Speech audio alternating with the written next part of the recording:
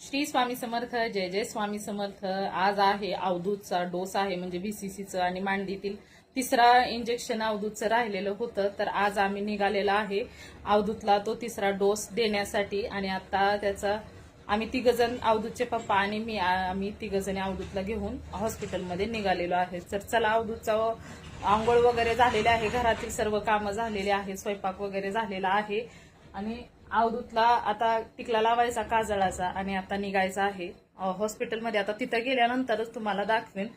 4 injection आहेत असं मॅडमनी सांगितलेलं आहे. चला तिथं गेल्यानंतर पाहूया. बघा, अवधूतला टिकला लावलेला आहे, कसा दिसतोय.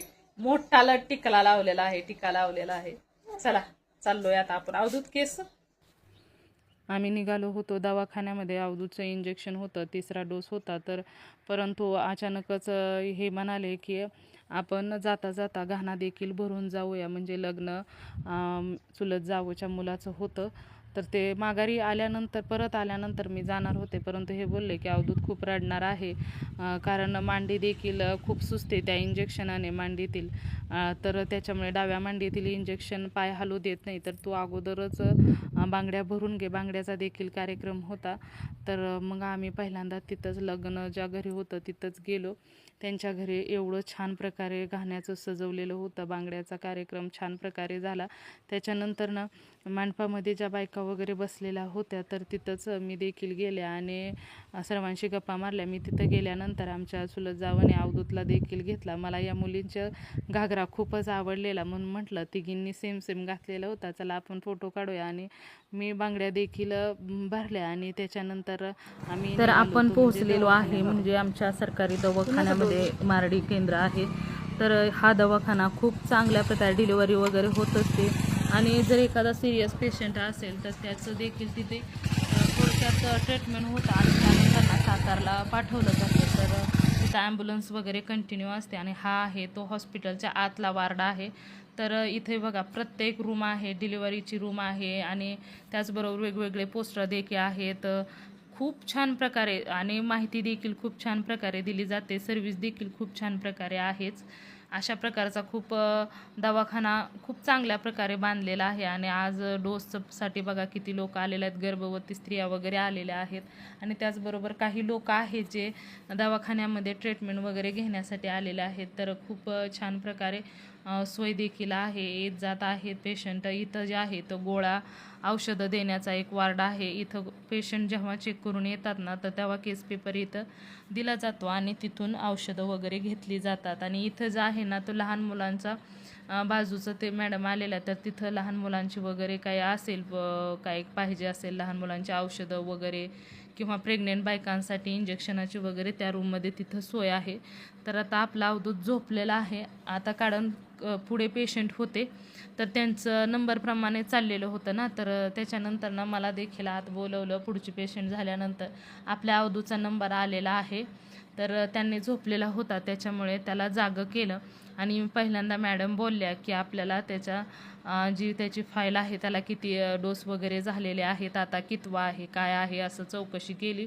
आणि जो कागद सरकारी दवाखान्यातून दिलेला होता की बाबा कोणत्या दिवशी, कितव्या महिन्यात कोणता डोस दिलेला, तर त्याच्यावरती त्यांनी चेक केला आणि बोलल्या की पहिल्यांदा आपण त्याला तोंडामध्येच डोस देऊया आणि त्यानंतर त्याला बाकीचे इंजेक्शन वगैरे देऊया. तर जेव्हा त्यांना दिलं ना, पहिल्यांदा तोंडात ड्रॉप सोडले, तर त्यावेळेस त्याला अचानकच खूपच वेगळी चव जाणवली आणि तो एकदम असा पालता झाला. चटकन एवढं त्याला कसं तरी झालं की मी त्याला उचलून देखील घेतला, परंतु त्याने तोंडातील काही थोडंसं गाळलेलं होतं. तर त्या मॅडम बोलल्या की असू द्या, काही हरकत नसते.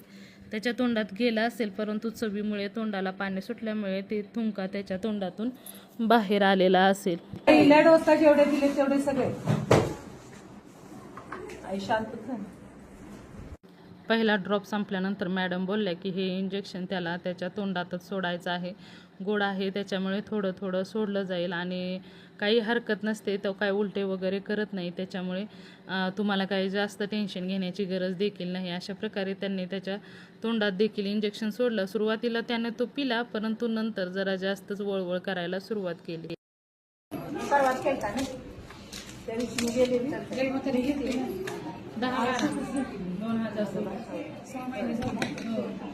25 आता 26 चालू आहे ना?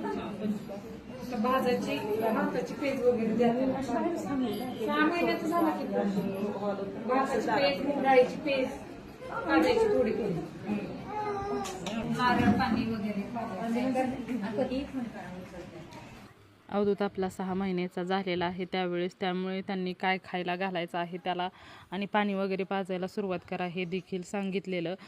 त्याचबरोबर त्यांनी अगोदर डिक्लेअर केलं की याचा 3राच डोस आहे का विचारलं मॅडमला, तर त्या मॅडमने हो म्हटल्यानंतर त्यांनी 3रा डोस त्याच्या हातामध्ये दंडातील एक इंजेक्शन दिलं.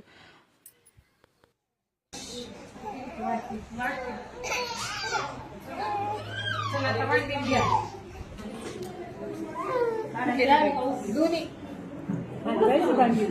आली पुढं करून झालं बघायचं तर मी म्हटलं मला धुवायला लागेल सगळं. आली नाही नाही दोन्ही म्हणते दोन्ही घ्यायचं का मॅडम आमचं दाखवा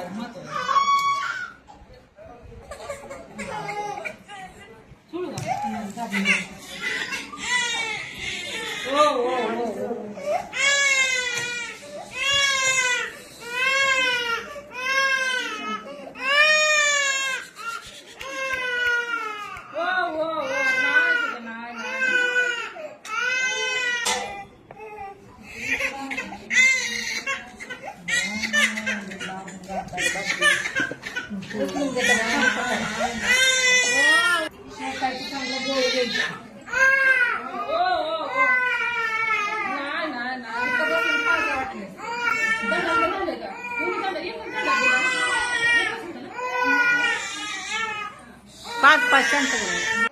अवधूचं रडून देखील शांत झाला आणि ही जी रूम आहे तर ही फक्त लहान मुलं आणि गर्भवती स्त्रियांची जी काही अगोदरची ट्रीटमेंट असते किंवा पोलिओ डोस वगैरे इथे होत असतात. ताप आल्यानंतर का ही वर एवढं गोळ्या वगैरे काय नाही ना मला वय मीच गोळ्या खात्या मी गोळ्या खाल्ल्या पुन्हा लय वाईट लागल परत दवाखान्यात म्हणते सिस्टर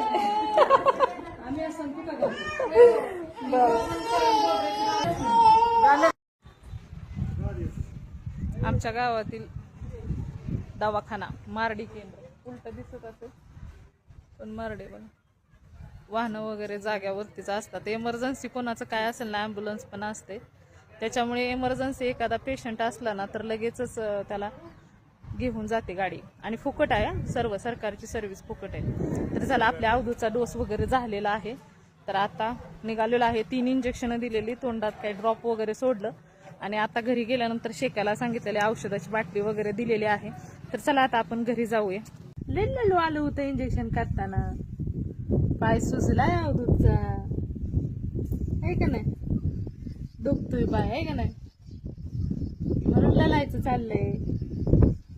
सकाळपासून इंजेक्शन करून आल्यापासून असं बसवलंय आहे का नाही. नुसतं अवधूतला घेऊन बसा अवधूतला घेऊन. हा अवधूत बोलतोय का बोलतोय अवधूत बोलत नाही आहे का नाही. चल बाय करा बाय. औषध पाजलं बर्फानी शेकलं मांडी सुजली आहे का नाही. हसू येते मांडी पण नाही सुजली अवधूतची सुजली का मांडी इंजेक्शन दिलेलं. आता 3 दिवस अवधूत खूप रडणार आहे कारण ते इंजेक्शनाचे 3 दिवस कणकणी असते आणि त्याच्यानंतर ना कमी कमी होत जाते परंतु मांडी जे आहे डाव्या ते अजिबात सुद्धा हलू देत नाही. तर आता 3 दिवस अशा प्रकारेच अवधूत रडणार आहे. चला पुन्हा भेटूया नवीन अशा ब्लॉगमध्ये. Bye bye. श्री स्वामी समर्थ. जय जय स्वामी समर्थ. बाय.